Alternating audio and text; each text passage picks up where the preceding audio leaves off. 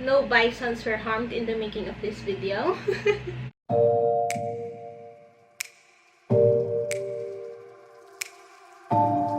Hey, what's up internet? Welcome or welcome back to my channel. My name is Atla if you don't already know. And today, I'm so excited because we are gonna be making an APPA hat. Okay, so if you don't know yung last video ko, I just got a sewing machine. This is gonna be my second sewing project and I'm so excited. I just finished watching Atla last month and I'm obsessed, so I had to make one because APPA is so cute. So let's just hop right into the video. I'm so excited. Also, don't mind, I am not wearing any makeup kasi nakakatamad. Yeah. Subscribe and follow me on all my social media accounts. Let's go. I'm just so excited. Let's go. Let's go.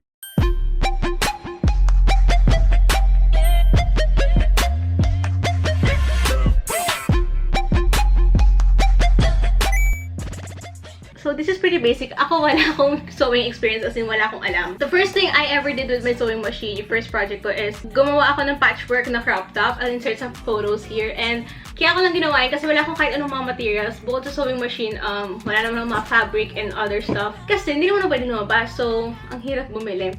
Out of old scraps of fabric from an old shirt, ginawa ko yung patchwork crop top. That was my only experience. That was my only practice using this. So, diba? Siga ako. Second project agad na ito. Pero, I just wanna try it. So, let's go. Let's go. Let's go.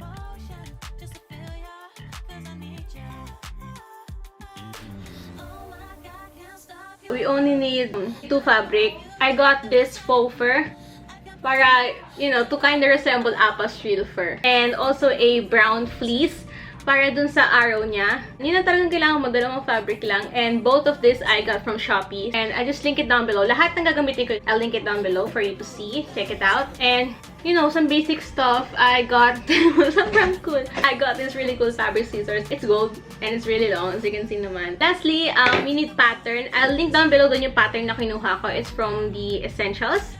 Something like that. Yeah, kinuha ko lang din siya of, it's a free pattern lang din. I printed it out and cut it out.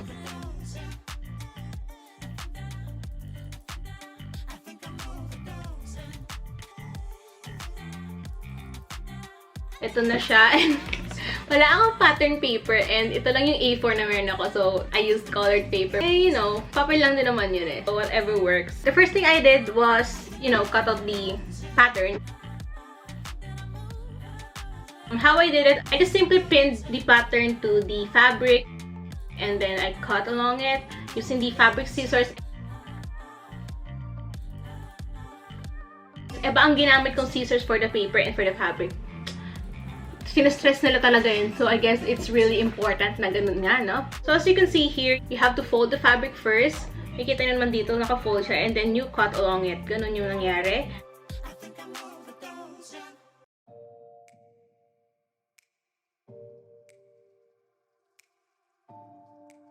I cut 4 pieces for the brim. Ta-da! I got 4 pieces. That's for the brim. So, for the headband, I cut out 2 pieces. Ito magiging itsura niya. Ayan na siya. I cut 2 pieces for the headband. And then, 1 piece ng circle top. It's uneven. Also, this fabric is kind of hard to work with. Sobrang nagkalat ako kasi nag-fall off yung fur niya. So, ayun, medyo makala talaga. Ang dami kong mga parang nag-snow dito. And that's it. Pagtapos nyo nang i-cut yung pattern, pagtapos nyo nang i-cut yung fabric according to the pattern, it's time we connect it. Let's bust this baby up. Yay! I'm gonna start first with the headband. 2 pieces of headband. Here it is, as you can see. 2 piraso yan. And there's a good side and a bad side to sa fabric. As you can see, ito yung good side. Yun yung fur. And then yung sa likod niya, yung walang texture. I'll just put on top yung isang piraso. Like this. So, yung right sides are kissing, as you can see. And then, I'll sew here at the edges para mag-connect siya. I'm just gonna be using a simple straight stitch. And what I'm gonna do is, I'm gonna start with, you know, front stitching, back stitching, and then front stitching again. Then tuloy-tuloy na yung sa seam. And then back stitching, and then front stitching again para matapos na. Gets ba? Ganun yun to start off and to end a seam para hindi siya nag-fray. You're also gonna need some pins para if you need help din. I am gonna use, may markings kasi dito sa sewing machine ko. So, I'm gonna be giving it a seam allowance of 3/8 of an inch. Gagamitin ko lang yung markings dito. Please don't judge me. I feel so judged kasi I'm posting this on the internet. Pero I'm just a beginner, so like, I will accept, you know, tell me what I did wrong, tell me what to do, ganon. Because I am learning and I'm having fun learning. So like, don't make that, you know, don't make me hate to learn this. Be nice. And ipapantay ko siya as best as I can dun sa 3/8 of an inch. I'm also using a white thread dahil, syempre, white yung fabric ko. And we'll start sewing.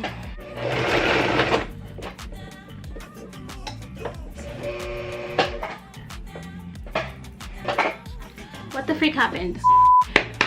I'm sorry about that. Something got stuck sa bobbin. Pero okay na. Let's go na. Tuloy na ulit. Tuloy na ulit ang laban. So, front stitch. Oh, hindi naka-on. Front stitch. Are you kidding me? What the heck is happening? Tumapon yung thread. Okay, let's try again. Tumapon yung ano eh. What the freak is happening? Front stitch. Back stitch. And then, front stitch again. Tuloy-tuloy na ito. Seriously, what is happening? Okay na talaga. Totoo na to.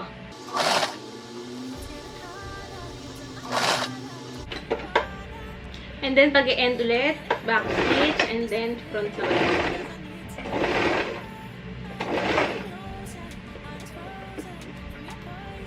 And then, we just cut it off. Tada! We'll just do the other side.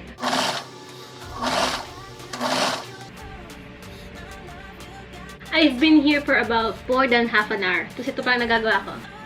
My gosh, ang tagal. Nahirapan ako sa fabric medyo kasi ang dami niya fall off. So, nag-stuck sa bobbin ko. But at least we did it na. Tada! Look at that. Can you see? Can you see? It's nice. Ayun yung seam. Okay. Next thing we have to do is attach the headband to the top part na talaga, yung circle top. So, yung gagawin ko dito, pag inopen mo to, may kita mo, merong like shorter side, yung mas pabilog. Dun mo gusto i-connect yung top. Ayan no? So, you can see, pabilog siya sa taas dito. So, dito ko i-connect yung circle. So, dapat kasi ganito itsura niya. So, ganyan. You can imagine. So, I'm gonna pin this in place para makonect na natin. This is gonna be hard because I am confused. I did half, so dun muna tayo sa half para titinan ko lang, testing ko lang. So, since bilog siya, I try to help guide it na paikot. Oh no, freak! I accidentally stepped on the foot pedal habang nakataas pa yung pressure foot. So, now it's like...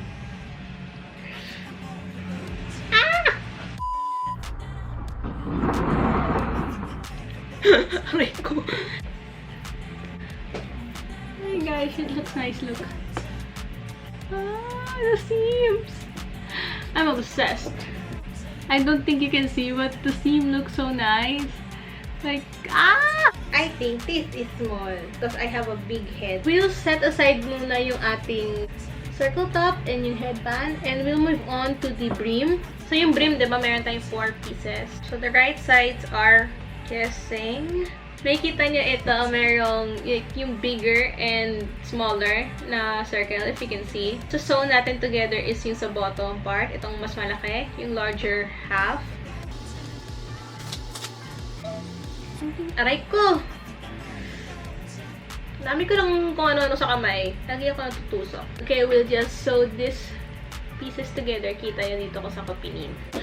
That was the sound of me running out of thread. So, I got a new one. Look, it's so big. It's the, ito yan na, APPA Spun Polyester 1000 meters na thread. I'm gonna just rethread it. I'm so sorry. Yun pala yung tumunog kanina. Kung ano-ano na nangyari dito. Yes, ang dami na kung ano-anong etche-boreche. Kaloka, lang milyong beses ko na pinaulit-ulit ni-retread ito. Sa isang project, lagi nakakailang milyong ulit ako na pagre-retread kasi lagi natatanggal. Ba't ba? It's already 6:03. Alam ko nagsimula ako mga 4:30 ata, magpa-5. So, hot lang to, hot lang to. At tagal-tagal. Anyway, I'm having fun naman. Later that same evening. Okay, so pagod na ako, gutom na ako. We did it. 2 pieces na connected. Ayan, connected na. And I just saw na yung bobbin natin ay ubos na.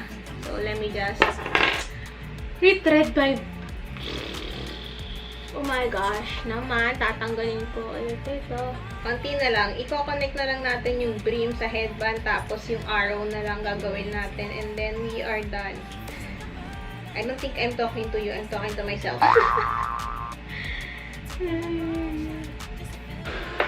Watch this. This is fun pag nagtatread yung sa bobbin. Oh, it's not on.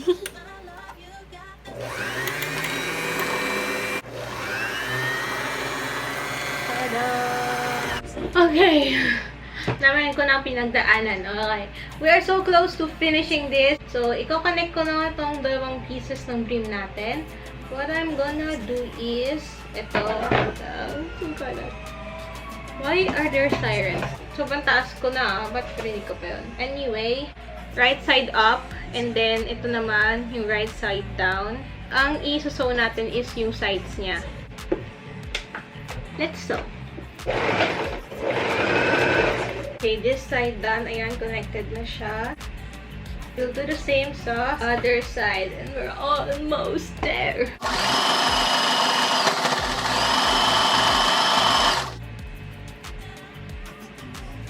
Yay! Tada! Ayan na, yung ating brim. No bisons were harmed in the making of this video. Okay, so this is supposed to be the brim. Okay.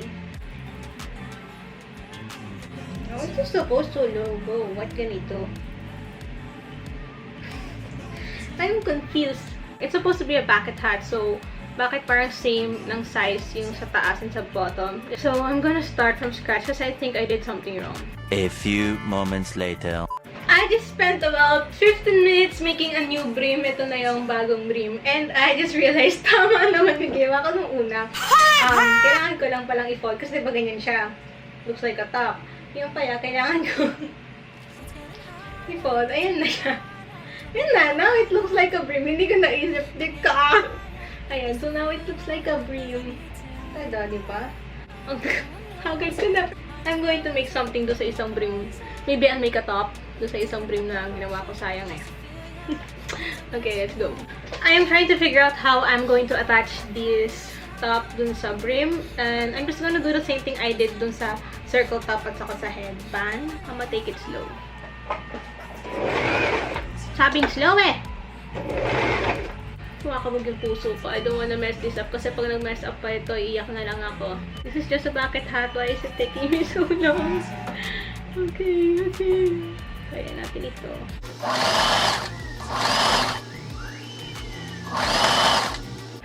Oh, I am so close but I did something wrong yet again. Isi-seam ripper ko lang kasi so you can see, medyo buo na siya. It actually looks good. Kaso, mali yung pagka-overlap ko. Basta mali. Kasi tinan nyo nasa labas yung seam. Kita. It's so pangit. So, uulitin ko lang. I-seam ripper ko muna to. Kasi gusto ko, clean siya. Yung nasa loob lang lahat ng gulo. Ganon. So, let me... Babaliw na ako. Zoom na ako. Babalik ako pag na-connect ko na. I made the mess. Tada!